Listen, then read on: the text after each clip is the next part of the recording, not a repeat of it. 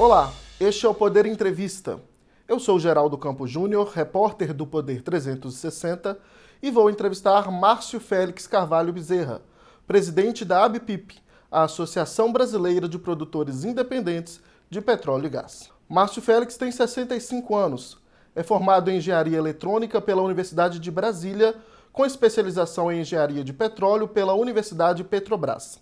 Trabalhou na petroleira estatal de 1983 a 2019, começando como engenheiro de campo e passando por vários cargos gerenciais na área de exploração e produção. Foi secretário estadual de Desenvolvimento do Espírito Santo de 2010 a 2012 e atuou no Ministério de Minas e Energia de 2016 a 2019, inicialmente como secretário de Petróleo, Gás Natural e Biocombustíveis e depois como secretário executivo, tendo ocupado a função de ministro interino. No setor privado, preside desde março de 2020 a ENP, empresa de inovação voltada para o desenvolvimento de negócios integrados de energia. Desde maio de 2023, preside a ABPIP, Associação Brasileira de Produtores Independentes de Petróleo e Gás. Márcio, obrigado por ter aceitado o nosso convite. Eu que agradeço, Geraldo, e o Poder 360 por essa oportunidade, de interagir com seus maravilhosos aí, seguidores e acompanhantes, que o nome se dá hoje para tantas mídias. Agradeço também a todos os web espectadores que assistem a este programa. Esta entrevista está sendo gravada por videoconferência no estúdio do Poder 360 em Brasília, em 27 de fevereiro de 2024. Para ficar sempre bem informado, inscreva-se no canal do Poder 360, ative as notificações e não perca nenhuma informação relevante. Márcio, eu começo essa entrevista perguntando sobre o tamanho do segmento de petroleiras independentes hoje no Brasil. São quantas empresas e campos em produção e exploração e qual que é a produção atual do segmento? Bem, a gente no Brasil tem, de um modo geral, tem um número pequeno de empresas atuando no setor de petróleo e gás, quando a gente compara com os Estados Unidos, por exemplo, que são milhares de empresas. A gente tem na ordem de dezenas, centenas, um pouco mais de uma centena de empresas. A gente tem produtores independentes são aqueles que, vamos dizer assim, atuam na área de exploração, mais focados na área de exploração e produção. Tem empresas que têm refino, têm distribuição, então são chamadas empresas integradas, empresas de maior porte, então tem classificações diferentes aí no mundo, as empresas estatais, as majors, as grandes empresas independentes normalmente atuam na área de exploração e produção. Nos Estados Unidos tem cerca de 8 mil, classifica então de 8 mil empresas independentes. No Brasil a gente tem em torno de 50 de microporte a um porte maior, como é o caso, por exemplo, da Prio, que é a nossa associada. A gente tem 20 empresas independentes associadas à ABPIP, assim, uma parte das principais empresas independentes do país, tem ações listadas em bolsa, como a 3R, a PetroRecôncavo, empresas que têm ações listadas no Brasil, mas em outros países, como a BW, a gente tem a Secret, listada na Noruega, no Oslo. Então, são várias empresas que, nesses últimos anos, intensificaram sua participação no nosso mercado, em função de aquisições de ativos de outras empresas, notadamente da Petrobras, e também de blocos exploratórios da Agência Nacional do Petróleo que foram convertidos ao longo do tempo em descobertas e depois em produção, como é o caso, por exemplo, da Eneva, que é outra empresa bastante conhecida listada aqui na B3. Dentro da sua pergunta, Geraldo, as empresas independentes produzem hoje cerca de 250 mil barris de óleo equivalente por dia, seriam todas juntas uma empresa de grande porte, e a produção brasileira está na ordem de 4 milhões de barris, é uma produção de óleo equivalente, produção também muito significativa. O Brasil está hoje entre os 10 maiores produtores mundiais. Então, assim, os independentes têm características diferentes, porque eles atuam em terra e no mar. As grandes empresas normalmente atuam, no Brasil só atuam no mar. A gente tem, diferente dos Estados Unidos, que as grandes empresas atuam em Canadá e México, as grandes empresas atuam também, especialmente mais em terra até do que no mar, maior produção Os Estados Unidos estão hoje o maior produtor mundial, a maior produção vem de terra. Só o estado do Texas, por exemplo, em terra produz mais do que o Brasil em terra e no mar. Só para ter uma noção, a gente sempre acha que os nossos números são pujantes e são mesmo, mas a gente quando compara com produções na Rússia e na Arábia Saudita e Estados Unidos, que são os 3 maiores produtores mundiais hoje, a gente vê ainda, mas nós estamos nessa escalada de chegar até os 5 maiores produtores. Né? Os independentes, eles estão espalhados geograficamente pelo país, temos presença em maior ou menor grau em todas as 5 regiões do país, e notadamente no Nordeste, acho que é onde pode se destacar a maior presença dos independentes, mas também estamos no Sudeste, no Norte, e ainda de uma forma muito, assim, ainda tímida no Centro-Oeste e no Sul do país. E, Márcio, o que é que se projeta de crescimento daqui para frente no segmento diante dos investimentos que foram feitos nos últimos anos, né, com as vendas da Petrobras, os leilões da ANP, tem uma meta ou potencial de produção a ser alcançado pelas produtoras independentes? A gente, vamos dizer assim, tem as metas que muitas empresas, como eu falei, são listadas em bolsa, então elas têm toda a sua forma de se comunicar com o mercado, né? Tem também a questão dos planos de trabalho que são apresentados à Agência Nacional do Petróleo, que tem um horizonte de 4 anos. Nós temos uma ordem de grandeza de investimentos anuais de 5 bilhões de reais, investimento de $1 bilhão, investimentos bastante significativos, né? Comparado com outras indústrias, né? São valores realmente expressivos. A gente tem um desafio de manter a produção, se não se fizer nada, ela cai 10%, 15% ao ano. A produção de qualquer campo aí dentro do planeta Terra. Então, há uma parte do investimento que é para recuperar produção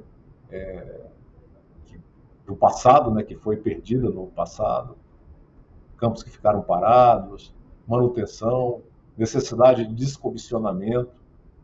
Uma parte do investimento vai para a exploração, para buscar descobrir novas áreas, onde o Brasil ficou muito acanhado, principalmente na parte de fronteiras exploratórias, seja em terra, seja no mar, e em áreas tradicionais também em terra. Então, a exploração, né, buscar novas áreas, isso também está se retomando agora, como parte desses investimentos que eu mencionei. E também tem o descomissionamento de áreas que não só no mar, mas em terra também, que já deixaram, já cumpriram sua vida útil. E também, né, claro, tem a extensão, aproveitar a infraestrutura existente para estender a vida dos campos produtores e não só estender a vida, mas também aumentar o fator de recuperação, a fração que você consegue retirar dos reservatórios. Essa fração, esse percentual no Brasil ainda é muito baixo, daí a oportunidade para os independentes de recuperarem frações maiores dentro do mesmo local, da mesma infraestrutura, sem adensando, furando mais alguns poços, fazendo... Então, algumas empresas estão fazendo isso, entre as independentes, e algumas outras estão buscando novas áreas. A gente vive um momento hoje de consolidação, né, após esse ciclo de desinvestimentos da Petrobras, que no momento está, vamos dizer assim, está paralisado, não tem em terra, a Petrobras só não vendeu 2 áreas no Brasil inteiro, uma área no Polo Urucu, no estado do Amazonas, e outra chamado Polo Bahia Terra, dentro da Bacia do Recôncavo, no estado da Bahia. Então a gente tem vamos dizer assim, esse desafio de manter um patamar de produção da ordem de 100 mil barris por dia de petróleo, mais 22 milhões de metros cúbicos por dia de gás. Então, o que a gente espera nesses próximos 10 anos vamos dizer assim, triplicar esses números. Então, eu diria assim, metas olímpicas, né? Não é uma conta de chegada, mas a gente tem, com o esforço de revitalização de campos maduros e a descoberta de novas áreas, a gente tem possibilidade de chegar ao longo dos próximos 10 anos num patamar de dobrar ou triplicar esses números que eu mencionei aqui da nossa produção atual de 250 mil barris de óleo equivalente. Márcio, o setor foi alavancado nos últimos anos pelas vendas de ativos da Petrobras e também pelos leilões, sobretudo de oferta permanente da ANP. No caso especial da Petrobras, quais foram os resultados dessas empresas compradoras após assumir e ter esse período de consolidação, né? Se a gente for olhar, a maioria dessas vendas elas aconteceram há 3, 4 anos, né? Então já teve esse período de transição e os primeiros anos dos operadores privados. Qual que é o saldo que vocês veem? Conseguiu se verificar aumento de produção em todas essas áreas, do fator de extração que você mencionou? Ou seja, se mostrou positiva essa transferência para o setor privado? Sim, na nossa avaliação se mostrou bastante positiva essa transferência, especialmente porque a gente está comparando com um período onde a Petrobras deixou de investir nessas áreas, elas estavam em declínio, vamos dizer assim, de produção acentuado, a maioria delas, e, vamos dizer assim, havia já uma retirada, não da venda dos ativos, mas uma certa retirada do esforço da Petrobras de investimento, concentrando no pré-sal, né? De lembrar que a Petrobras passou por vários desafios ao longo desses últimos anos aí de um endividamento bastante significativo. Então a Petrobras fez vários movimentos e tem o pré-sal, né, que é um super ativo, né, um ativo classe mundial, de grande resultado, seja em termos de produção e também de rentabilidade. Então foi natural que a Petrobras tenha se concentrado e teve um período, né, que até que os desinvestimentos pudessem ser viabilizados, eles acontecessem. Então, o contraste é feito não comparando que é independente, é melhor do que Petrobras, ou não se trata disso, mas de que o apetite, no caso, para essas áreas foi muito maior, né? A Petrobras ainda mantém, como eu falei, mantém 2 polos e certamente, enfim, é questionado, a Petrobras ainda não voltou a investir nessas áreas que ela manteve em terra. E a própria Agência Nacional do Petróleo, Gás e Biocombustíveis, a ANP, tem mostrado nas suas apresentações diversos exemplos de situações de áreas que foram desinvestidas ou áreas que foram até devolvidas pela Petrobras, depois leiloadas pela ANP, onde houve um crescimento de 2, 3, 4 vezes em relação à produção experimentada nos últimos momentos que esteve com a Petrobras. Como eu falei, não é porque é melhor, mas se você tem uma rede de hipermercados e algumas, vamos dizer, mercearias, gerir isso não é da mesma forma. Todos podem ter rentabilidade, são negócios diferentes e parte da atividade dos independentes está em terra, espalhada em regiões aí como Amazonas, onde, por exemplo, um dos nossos associados aí, Eneva, produz gás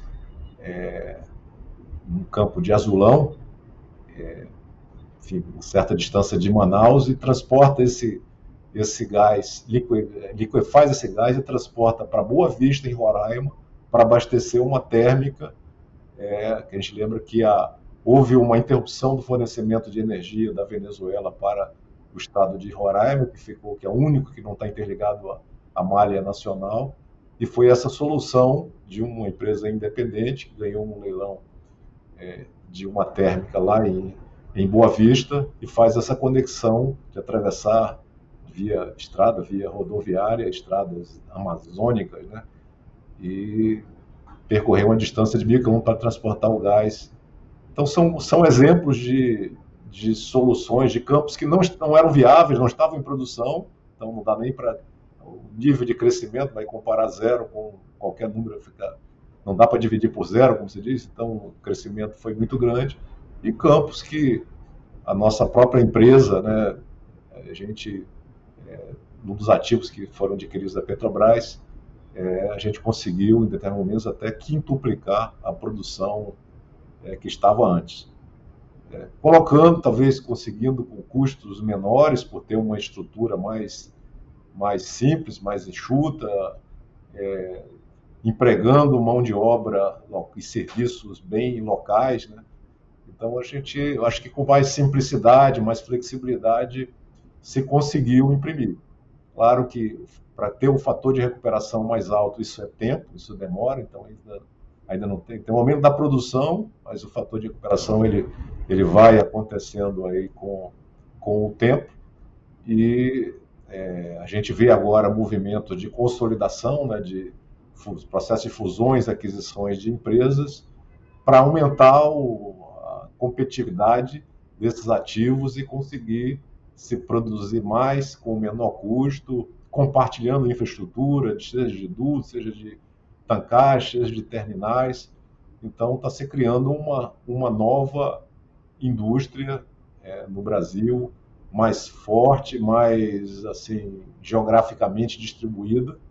A gente tem a geração distribuída de energia, eu digo que a gente tem a produção distribuída de energia através dos independentes. Mas agora, Márcio, a Petrobras mudou um pouco a visão nesse novo governo, interrompendo os planos de desinvestimentos e anunciando a intenção de voltar a investir nesses campos, esses dois polos terrestres que ela continua, e também em águas rasas, né, que também é uma área de atuação das independentes. Essa mudança de visão da Petrobras inviabiliza, de certa forma, ou preocupa quanto aos planos futuros dessas empresas independentes, por exemplo, com a reposição de reservas, que é tão importante? Assim, a Petrobras é um gigante, qualquer movimento dela mexe no mercado, seja das pequenas, das grandes, mexe com todos, né? Vamos dizer assim, a Petrobras sempre teve um gerenciamento do seu portfólio, mesmo que não estivesse desinvestindo, sempre fez parcerias, Então, hoje a Petrobras tem uma nova orientação e também está olhando a transição energética, está olhando a possibilidade de investir em outras energias, hidrogênio, eólicas, offshore, voltar a investir fora do país, né? Então já fez alguns negócios fora, na África, né? Voltou à África, fala em entrar aí na América do Sul, outros negócios, estão falando aqui da área de exploração e produção. A Petrobras teve um leilão recente, aí a Petrobras teve uma participação muito importante no leilão da ANP, da oferta permanente, na quarta rodada, mas a Petrobras concentrou as suas ofertas, suas aquisições em parceria no caso com a Shell, na bacia de Pelotas, quer dizer, uma bacia marítima de águas profundas, que é uma fronteira exploratória que foi valorizada com descobertas feitas lá na África, no litoral da Namíbia. Então assim como o Uruguai está com vários blocos aí com a Shell, vizinho a Bacia de Pelotas, né, continuidade da Bacia de Pelotas. Então, assim, a Petrobras tem uma atuação, voltou a ter atuação internacional, mas ela no leilão ela não adquiriu nenhum ativo em terra, nem um bloco exploratório em terra, nem em águas rasas, nem eventualmente em algumas outras bacias, como a Potiguar, por exemplo, mesmo em águas profundas. Então, a Petrobras tem uma seletividade em seu portfólio. A gente vê que, enfim, Urucu, lá é um meio da Amazônia, é um projeto que já está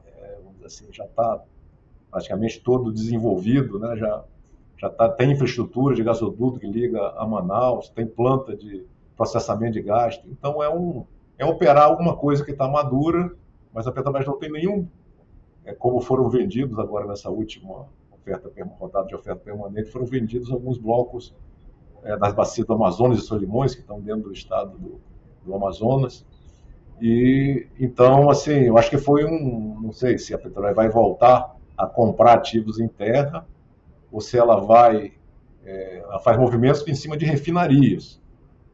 Isso é verdade. Mas não da parte de exploração e produção, pelo menos não fez nenhum movimento de recomprar algum ativo ou de adquirir novas áreas para explorar, e ainda não voltou, não, vamos dizer assim, não está investindo, vamos dizer assim, no polo Bahia Terra. Tem até uma licitação que a gente viu na mídia aí que a Petrobras está em busca de contratação de sondas terrestres, mas sondas não de perfuração, sondas de intervenção em poços para abandono, para mudar intervalo de completação, pode ser alguma coisa de revitalização, não está bem claro, mas esse movimento ainda está por começar. Mas também não mostra mais nenhum interesse em vender ativos mais, né? Não, assim, em terra praticamente não tem.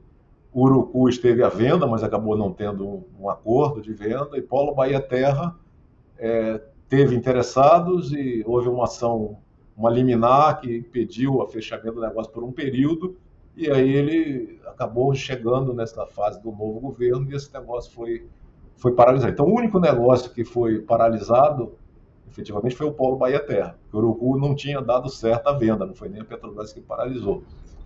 Então, mas assim, em terra ficou muito pouca coisa para a Petrobras vender. Então, não é o movimento da Petrobras que vai mexer no mercado dos independentes em terra. Claro que seria bem-vindo isso aí, mas, enfim, a presença da Petrobras também é importante. E no mar é onde, hoje, vamos dizer assim, a Petrobras anunciou recentemente a venda de Uruguai e Tambaú para Enalta, que é uma empresa independente, embora não seja afiliada aqui à BP, mas está na categoria das empresas independentes. Então a Petrobras continua fazendo negócio de entrada, saída, mas não num processo de desinvestimento de empresa, mas assim, em áreas, um campo, uma coisa. Então há espaço, a gente vê que há espaço, é que falta, eu acho, matéria-prima no momento. Então houve um grande trabalho em cima do portfólio e o saldo é pequeno no curto prazo. Não tem campos para vender. A Petrobras tentou vender os campos do litoral de Sergipe, acabou não vendendo, não teve interessados, e como no litoral do Ceará também. E essas plataformas elas acabaram sendo, vamos dizer assim, hibernadas e estão na fila para descomissionamento. Então simplesmente parou a produção e isso não foi à frente. Então, só para dar alguns exemplos. Então, assim, eu acho que a gente está numa entre-safra de ter ativos, assim, tirando Urucu, Bahia Terra e um outro ativo no mar, a gente está numa entre-safra de ativo da Petrobras, mas outras empresas venderam e eventualmente estão negociando ativos no Brasil, empresas de grande porte, empresas de médio porte. Então, existe um mercado secundário, terciário, em relação vamos dizer assim, uma acomodação, uma consolidação dessa indústria nos seus diversos níveis de dimensões, né? Quer dizer, tem para as super majors, as empresas gigantes do mundo, tem projeto até para as empresas de muito pequeno porte, como a que eu trabalho hoje, por exemplo. E os leilões, né, Márcio? Você falou do último, realizado em dezembro, da chamada oferta permanente da ANP. A gente acompanhou e viu uma adesão muito grande dessas pequenas e médias petroleiras, né, que estão sendo chamadas hoje de Junior Oils. Inclusive, um apetite grande também de novos entrantes, de petroleiras independentes novas mesmo entrando. Isso seria por uma demanda reprimida ou o mercado que está se aquecendo cada vez mais e é esse cenário de tentar repor reservas? A gente vive num mundo em transformação energética, né? Na minha vida, assim, eu olho, você falou a minha idade aí no início, assim, então 65 anos já dá para ter uma observação aí do tempo. Para mim, a maior concentração de transformação no menor espaço de tempo no setor energético que a gente está vivendo aqui é nítido isso aí para todos, né? Então, ao mesmo tempo que vamos dizer assim, a gente já vivenciou, infelizmente, pandemia, e em determinados momentos se colocou que o petróleo estava acabando, ia acabar a sua importância, né?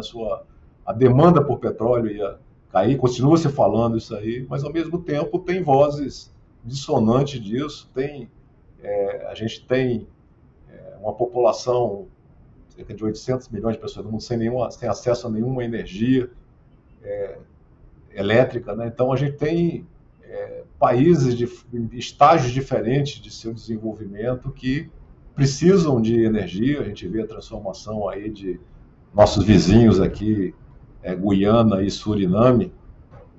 Em pouco tempo eles se tornaram, principalmente a Guiana, se tornou um super produtor de petróleo, né? Esse ano de 2024, os países que mais vão contribuir com o crescimento da produção estão a Guiana, os Estados Unidos, a Noruega, paradoxalmente, o Brasil, que tem sempre estado nessa lista. E os Estados Unidos se fala, olha, o não convencional, o shale gas, acabou, tal, não vale mais, mas na realidade ele está acrescentando às vezes 200 mil barris por dia, uma ABPIP quase por ano, e os Estados Unidos recuperaram.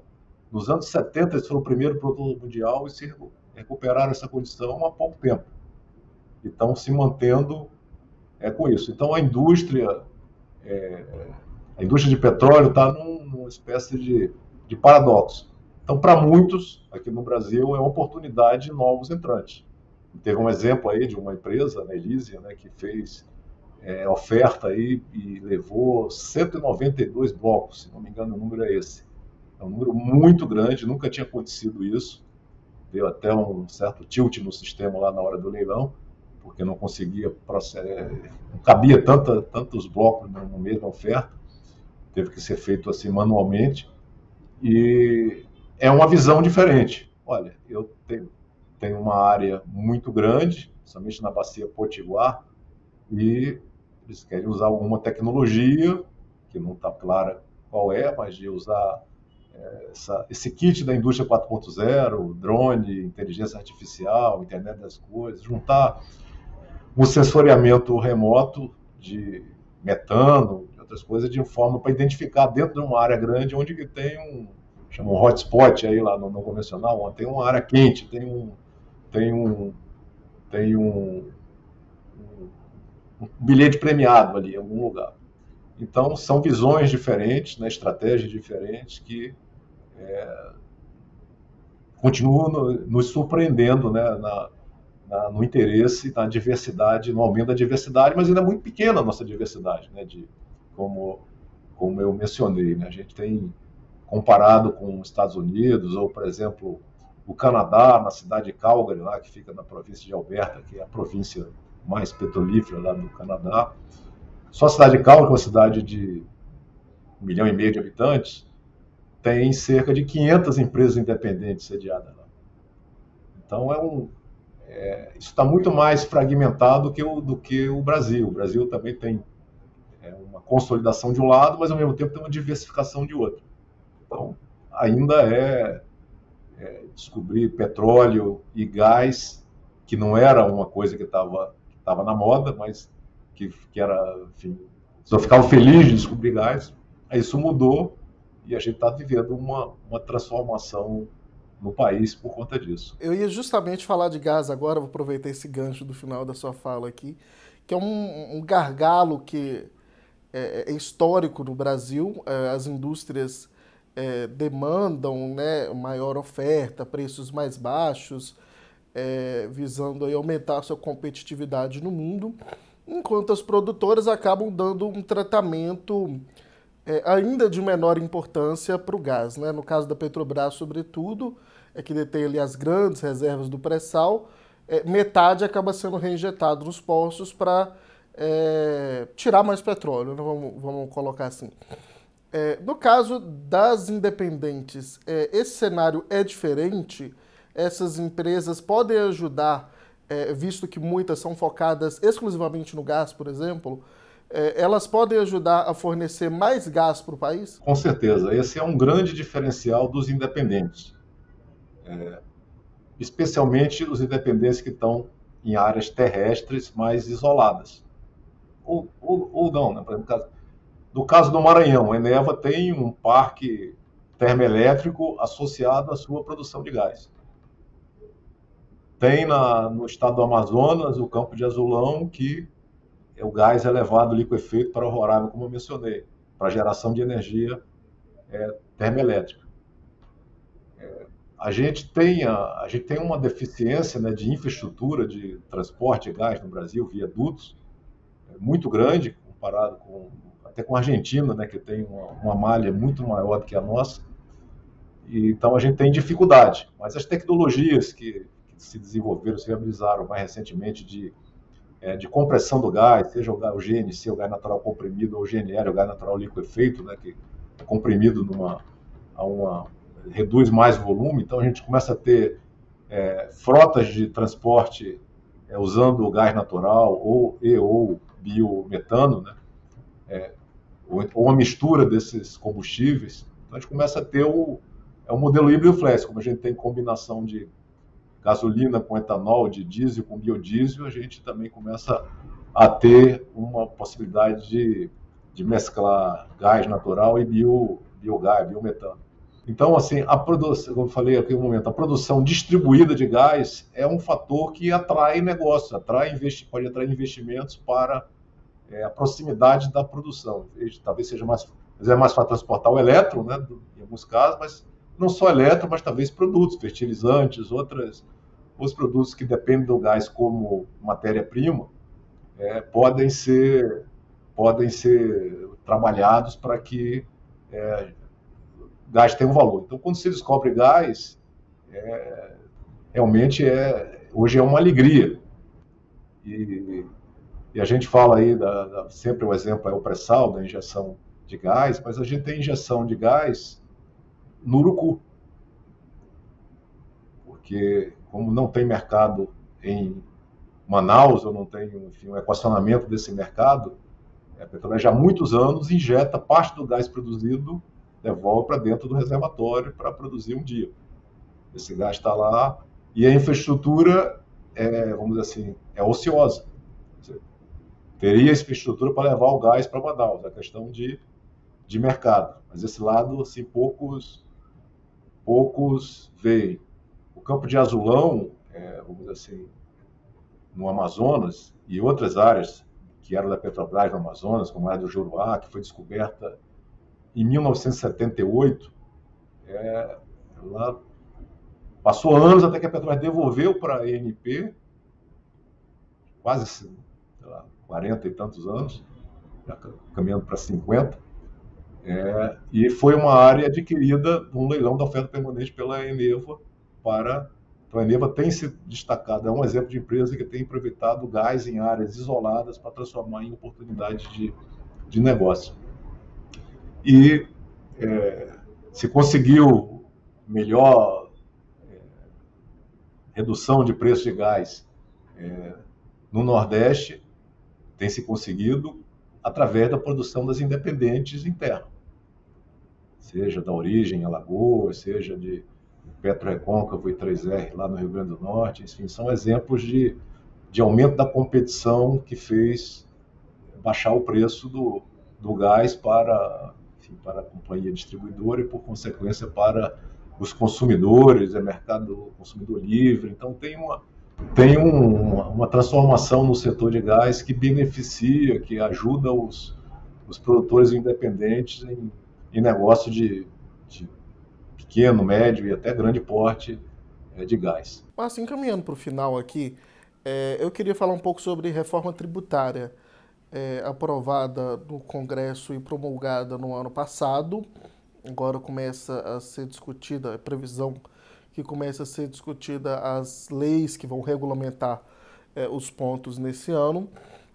Mas tem um ponto que o setor de petróleo reagiu bastante, quanto à possibilidade, né, ficou ali previsto a cobrança do imposto seletivo do setor ali da exploração.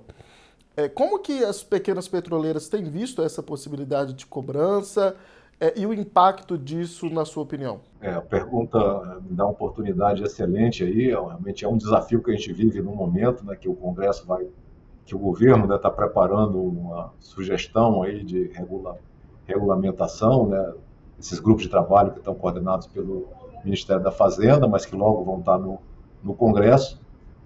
Então, O imposto seletivo, ele surgiu, não foi uma proposta do governo, né, foi na tramitação no Senado que apareceu essa ideia. Hoje está lá pela emenda constitucional, potencialmente pode taxar a exportação, então normalmente a exportação não deveria taxar, a extração, não só de petróleo, mas de minerais, lembrando que acabou se chamando esse imposto seletivo de imposto do pecado, imposto associar alguma coisa errada, lembrando que muitos minerais são base para as energias renováveis, aí, várias delas, aí, inclusive, que usam baterias, carro elétrico e até para painéis fotovoltaicos e outras soluções, você precisa de alguns minerais. O petróleo, ele tem cerca de 200 produtos que ele pode ser transformado, e muitos desses produtos são até fármacos, tem fertilizante, tem uma série de produtos que eles não estariam nesse conceito de pecado, vamos dizer assim, entre aspas. E ao taxar o petróleo na extração, na fonte, você leva esse imposto a toda a cadeia, não só para produzir gasolina, mas para produzir também produtos petroquímicos e que têm outra utilização. E, por exemplo, um asfalto, o petróleo mais bem quisto que tem, normalmente todo mundo quer uma estrada asfaltada, e o asfalto é base de petróleo. Então, assim, a gente tem que pensar um pouco,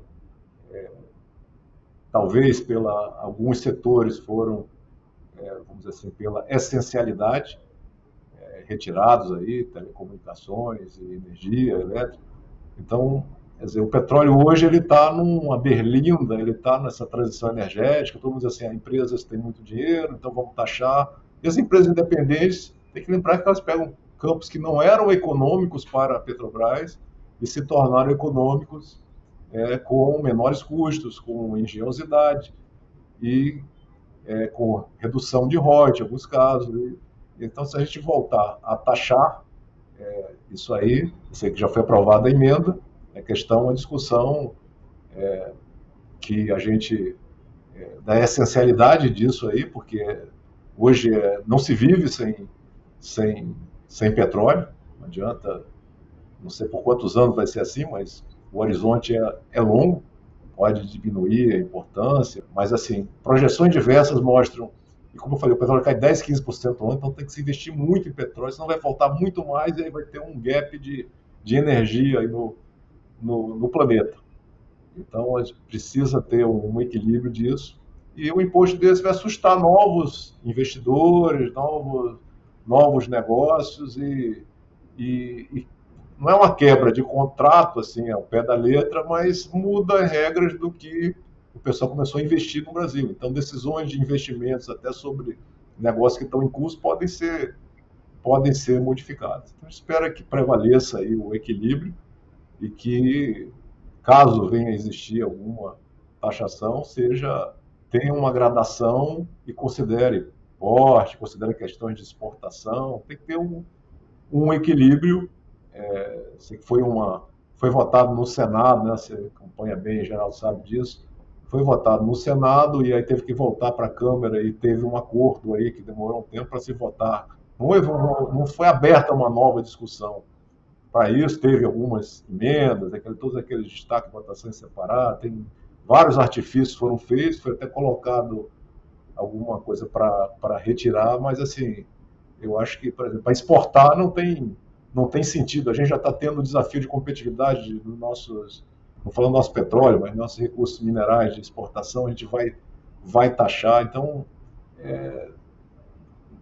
enfim, eu acho que está tendo um tempo de se repensar isso, todo mundo entender, estudar, os grupos que estão no Ministério da Fazenda e os grupos assim, paralelos que já foram criados aí para também estudar isso e fazer propostas, então espero que se chegue ao melhor resultado. Para encerrar, Márcio, eu acho que não tem como a gente não falar um pouco sobre transição energética, né? As grandes empresas têm estudado e investido em projetos como, por exemplo, captura de carbono, hidrogênio verde, dentre outros, né? A Petrobras é uma delas, inclusive, que está nesse processo de desenvolvimento.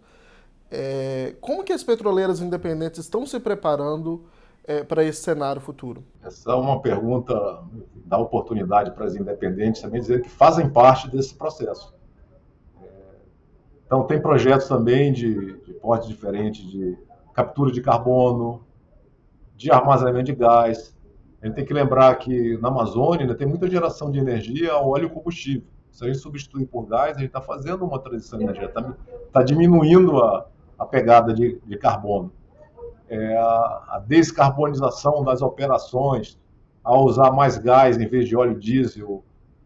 Então, de você conseguir, com a mesma infraestrutura, produzir mais. Então, tem várias formas de se descarbonizar, não necessariamente entrando em negócios de energias renováveis, mas usando tudo que está ao redor da indústria para que a gente tenha a menor emissão de carbono possível, né? A Petrobras se orgulha de dizer que no pré-sal tem uma baixa pegada de carbono, e também tem situações de independência que têm diminuído essa pegada, vamos dizer assim, coisas mais locais, mas tem muitos exemplos interessantes para a gente mostrar, e a gente, vamos dizer assim, está trabalhando para isso. Mas a gente tem um orgulho bastante grande também de aumentar a recuperação, de fornecer uma energia que é fundamental para o planeta e que tem que, enfim, a transição vai acontecer, e eu acredito no modelo, eu brinco, híbrido flex, o modelo Brasil, de estar sempre fazendo um sincretismo energético, uma miscigenação de energias, valorizar a diversidade de nossas fontes e combiná-las da maneira mais adequada para o país, seja ao longo de um período maior, seja até ao longo de um ano, na sazonalidade que as energias, que as fontes têm, seja as que vêm do agro, né, como o biodiesel e, de certa forma, biogás, biometano e o etanol. Então, a gente tem que trabalhar com essa riqueza e como que a gente, dentro dessa diversidade, atinge a maior sustentabilidade possível. Chega ao final esta edição do Poder Entrevista. Em nome do jornal digital Poder 360, eu agradeço a participação do presidente da ABPIP, Márcio Félix. Eu que agradeço, Geraldo, e ao Poder 360. Agradeço também a todos os web espectadores que assistiram a este programa. Esta entrevista foi gravada por videoconferência no estúdio do Poder 360, em Brasília, em 27 de fevereiro de 2024. Para ficar sempre bem informado, inscreva-se no canal do Poder 360, ative as notificações e não perca nenhuma informação relevante. Muito obrigado e até a próxima. Poder Monitor. Acesse agora e ganhe 30 dias grátis.